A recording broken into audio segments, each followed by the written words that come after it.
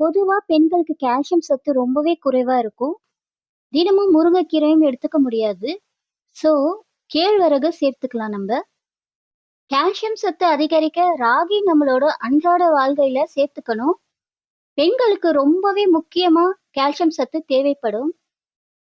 இப்போ ராகி தோசை மாவு எப்படி அரைக்கலாம்னு பார்க்கலாமா? 1 கப் ராகி எடுத்திருக்கேன்.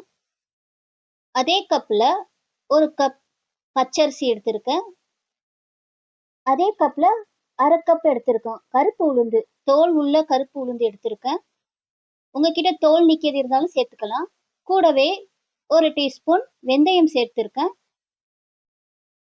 எல்லாருக்குமே ராகி பிடிக்கும்னு சொல்ல முடியாது. அதனால இப்படி இட்லி தோசை போல செஞ்சு சாப்பிட்டா அதோட சத்து நமக்கு கிடைச்சிடும். நல்லா தண்ணி ஊத்தி 2லேருந்து 3 தடவை நல்லா களைஞ்சி அலசி ஊற வச்சிடலாம். முதல் நாள் சாயந்தரமே ஊற வச்சிடலாம். இப்போ இது ஒரு 6 மணி நேரம் இல்ல 8 மணி நேரம் ஊற வச்சுக்கலாம்.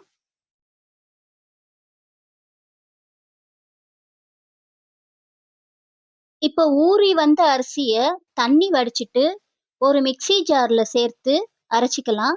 நான் மிக்ஸி ஜார்ல அரைக்கிறேன். நீங்க கிரைண்டர்ல அரைக்கணும்னாலும் அரைச்சிக்கலாம்.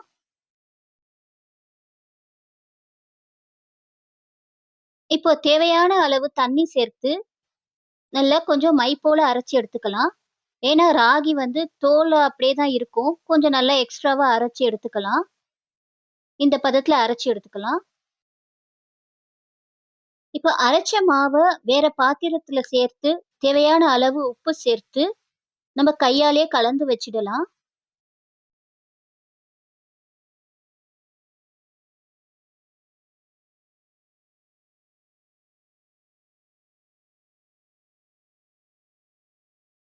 இப்போ நைட் ஃபுல்லா டிஸ்டர்ப் பண்ணாம ரெஸ்ட் எடுக்க விட்டுறலாம். இப்போ அடுத்த நாள் காலையில ஓப்பன் பண்ணி பார்த்தா மாவு நல்லா பொங்கி வந்திருக்கு பாருங்க.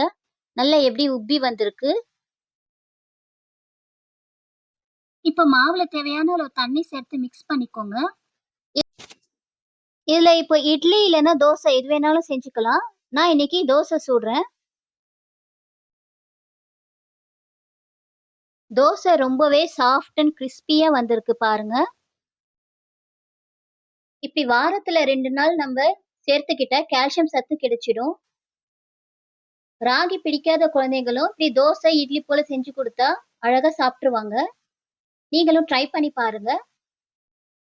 இந்த வீடியோ உங்களுக்கு யூஸ்ஃபுல்லா இருந்துச்சுன்னா குட்டியா ஒரு லைக் கொடுத்து சப்ஸ்கிரைப் பண்ணிக்கோங்க. தேங்க்ஸ் ஃபார் வாட்சிங். Keep supporting.